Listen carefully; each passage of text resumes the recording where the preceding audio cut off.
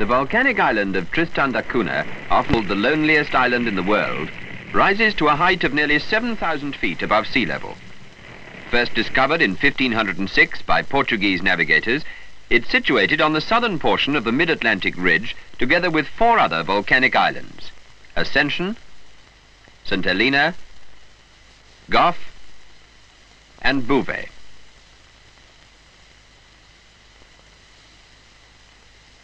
Also part of the Tristan group are 2 smaller islands, Nightingale and Inaccessible, some 20 miles to the southwest of the main island. Previously thought to be extinct, Tristan re-erupted in October 1961 on the northwest corner of the island on a low strip of ground close to the village which housed the entire population.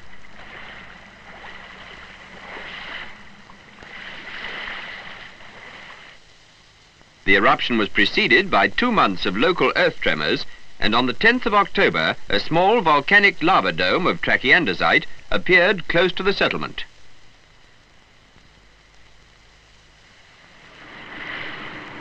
Due to its proximity to the village, it was decided to evacuate the island.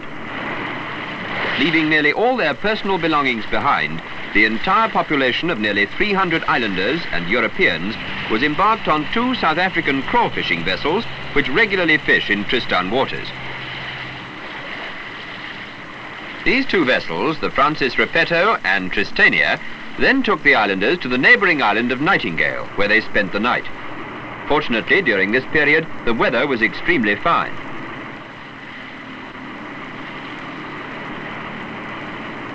The next day, they were embarked on the Royal Interocean liner Chisadana and taken to South Africa on the first stage of their journey to the United Kingdom.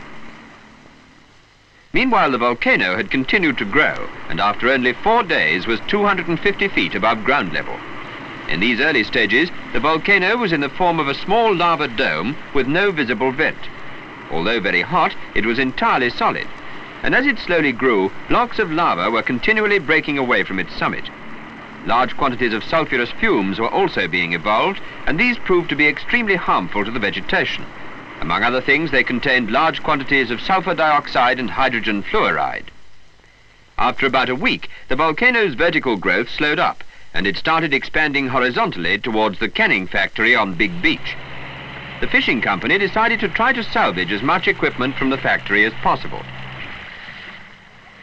Boats were sent ashore to Big Beach just below the canning factory, and working under the constant threat of rolling lava blocks from the volcano, a considerable amount of equipment was saved.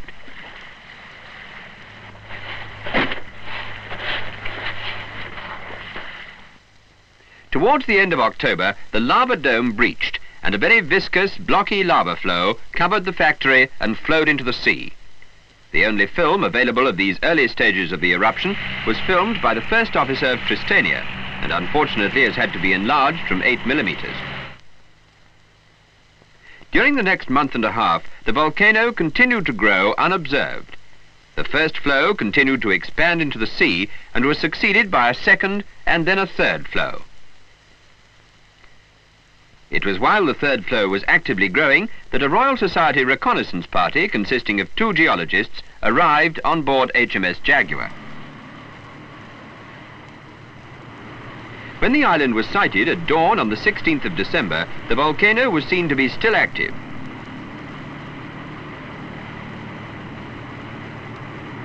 In spite of heavy seas and a force 6 wind, HMS Jaguar steamed close inshore to obtain a good view of the volcano. However, it was soon obvious that landing a party ashore would be impossible, so it was decided to steam slowly around the island to see if there was any activity elsewhere. As the ship swung round to steam past Big Point, the parasitic cinder cone of Big Green Hill, one of many dotted all over the island, was seen perched on the edge of the 2,000-foot sea cliff. This eruption took place approximately 10,000 years ago.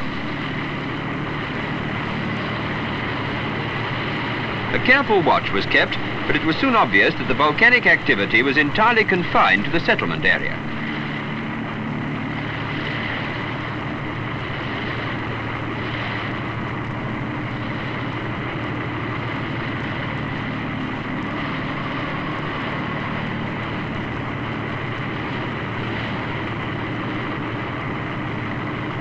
Next day, the wind and seas had moderated in the vicinity of the settlement, and in order to obtain a better view of the volcano, and in particular of the lava front, which was steaming in the sea, the ship's whaler was launched.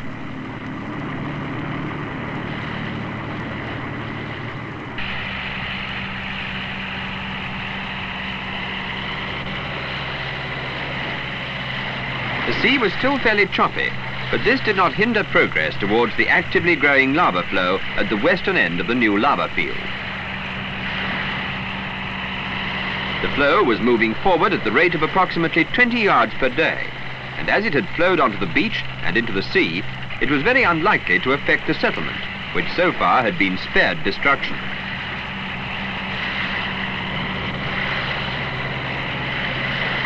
The lava front was of no great thickness and consisted of a rubbly mass of hot, solid lava blocks.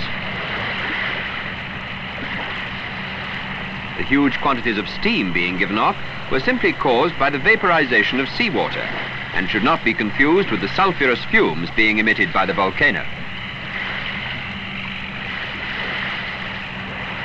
The central portion of the lava field was very much cooler, and only small quantities of steam were being evolved. It dropped nearly sheer into the sea, which at this point was nearly 50 feet deep. The height of the lava above sea level was 20 to 30 feet, making the total thickness of the flow nearly 80 feet. Always dominant in the background was the main volcanic cone. Close to, the rubbly and blocky nature of the lava field became very apparent. Periodically, from behind the volcanic cone, mushroom-shaped clouds of volcanic gases and dust were hurled into the air.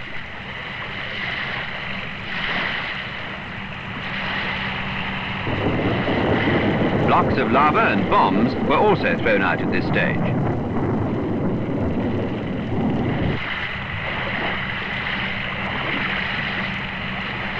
The extreme eastern end of the lava field was even cooler than the central portion.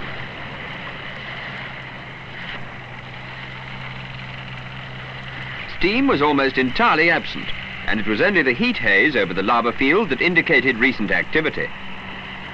Unfortunately, time was running out, and the whaler had to return to HMS Jaguar.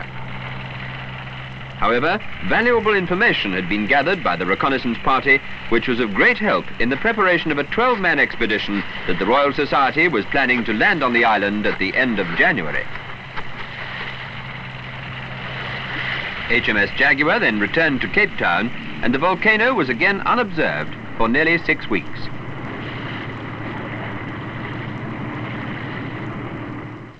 During this time, the third lava flow continued to grow. However, the growth of the lava field had stopped by the time the Royal Society expedition to Tristan da Cunha arrived on the 27th of January aboard the South African frigate Transvaal. Fortunately, as far as could be seen, the village in which the expedition hoped to set up base was still intact. After 2 days' delay due to bad weather conditions, boats were lowered, and the expedition's equipment was ferried ashore and landed in the lee of the lava field just below the settlement.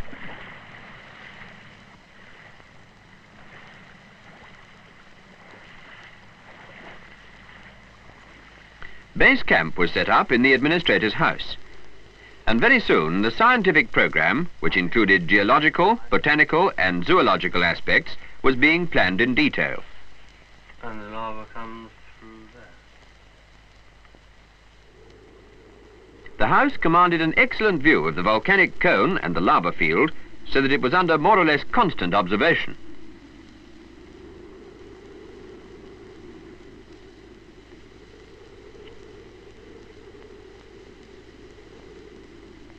Of prime importance was the study of the new eruption. Viewed from the bottom of the cliffs behind the volcano, the details of the lava field and the volcanic cone soon became evident. The central and highest portion of the volcanic cone was almost entirely shrouded by sulfurous fumes, but at the back of the volcano, a small cinder cone or vent was seen. This cinder cone was the source of the explosive activity witnessed by the reconnaissance party. Features such as these were duly recorded and mapped by the geologists. In the vicinity of the cinder cone, sulfurous fumes percolated through the lava fragments, and deposited fumarolic minerals, which, when conditions permitted, were collected. The two commonest minerals found were white gypsum, a hydrated calcium sulfate, and yellow sulfur, seen sparkling in this specimen.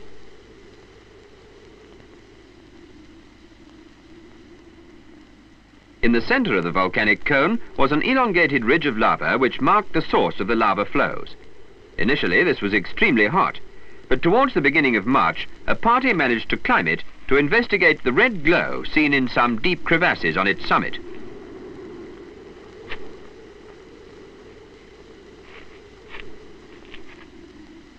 The slopes consisted of unstable blocks of lava, and great care had to be taken to avoid rock falls.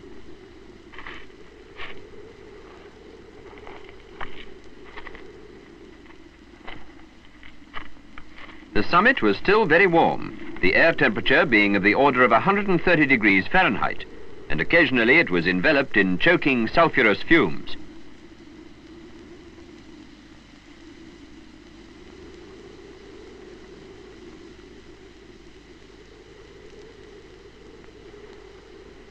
The village could be seen below, but the details were obscured by the heat haze.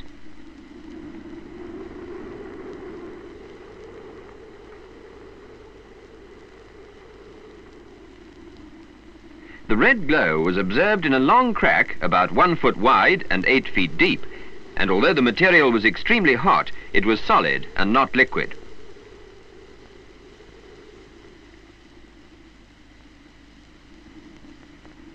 The temperature of the material was measured with an optical pyrometer, an instrument used extensively for measuring temperatures in blast furnaces, and also with a thermocouple and potentiometer. The temperature was found to be 890 degrees centigrade. Viewed from above, the lava field resembled a huge mass of rubble. The individual fragments of lava ranged in size from that of a telephone box to that of a pea.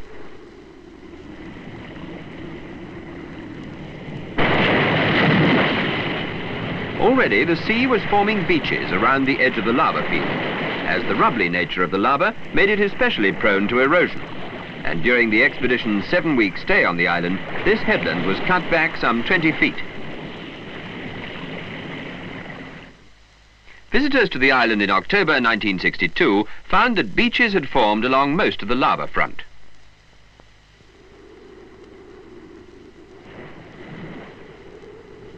After periods of heavy rain, numerous temporary steam vents occurred all over the lava field. These, however, were different in character from the permanent fumaroles, such as this one, which, besides water vapor, contained other volcanic gases similar to those being evolved from the main vent. Fortunately, the majority of the lava flowed away from the village. There was, however, some damage done to the village, but only of a minor nature.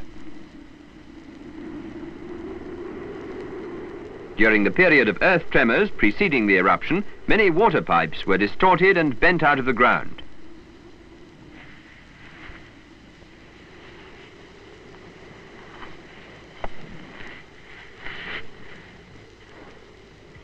Fortunately, the spring which supplied the village with water was still flowing. The only damage to any of the houses was to the one which happened to be nearest to the volcanic cone. This was unfortunately completely burnt out.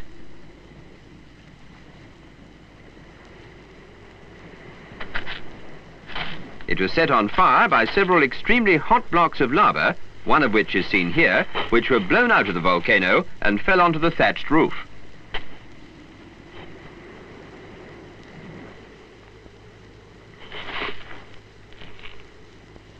Similar blocks were found abundantly near the volcanic cone. They were very scoriaceous and friable and could easily be broken in the hand. More often than not, they had broken into several fragments on impact with the ground. The intensity of the fire must have been very considerable. Various everyday articles littered the floor, bottles and spoons and so on.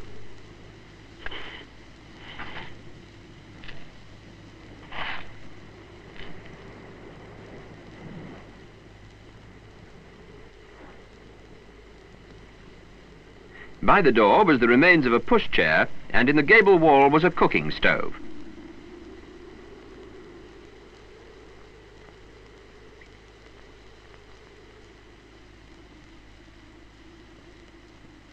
The path that used to lead from the village to the canning factory was completely cut off by a 100-foot wall of lava.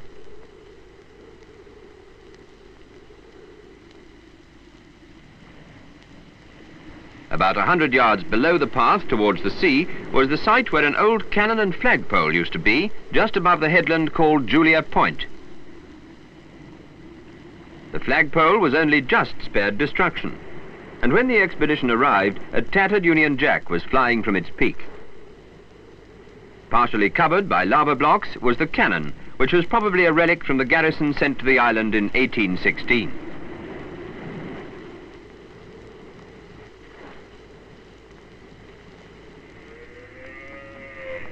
The cattle left on the island after the evacuation had fared well.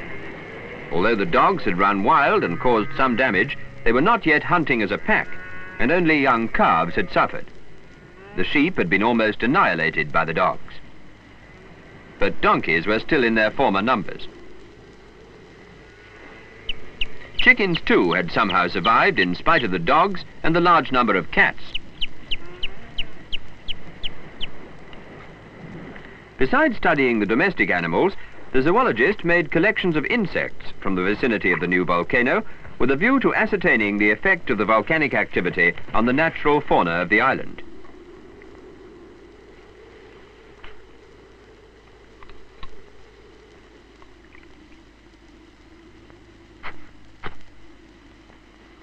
The botanist dug soil profiles before setting up permanent quadrats in order to ascertain the redevelopment of the vegetation.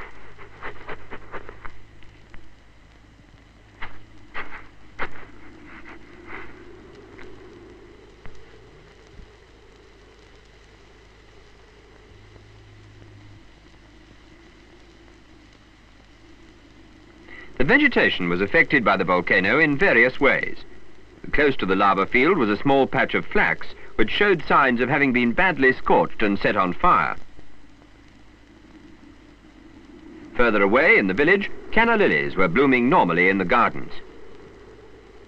Close to the volcano, the natural vegetation was badly affected by the poisonous volcanic fumes. The fronds of the dwarf tree fern, Blechnum palmiforme, were badly damaged. Fortunately, the injury was not permanent, and new green fronds were appearing. The island tree, Phylica arborea, was also affected. The damage to the dwarf tree ferns and island tree was confined mainly to the sea cliffs and a narrow strip of ground above them, and extended round the island to Sandy Point, a distance of nearly 6 miles to the east of the volcano, that is, on the downwind side. The rest of the natural vegetation, however, was only seriously damaged very close to the volcano. Apart from the fieldwork, there were specimens to be labelled and registered, and altogether nearly 3/4 of a ton of rock specimens were collected from 686 localities. These were carefully packed away in boxes in readiness for the expedition's departure, scheduled for the end of March aboard HMS Protector.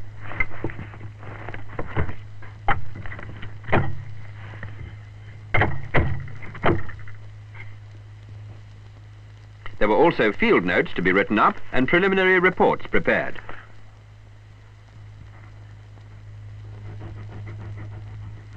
The geological mapping of the island was completed a few days before HMS Protector arrived, and early on the morning of the 20th of March 1962, her helicopter began ferrying the expedition's equipment, specimens and personnel from shore to ship. This task was completed in 2 hours.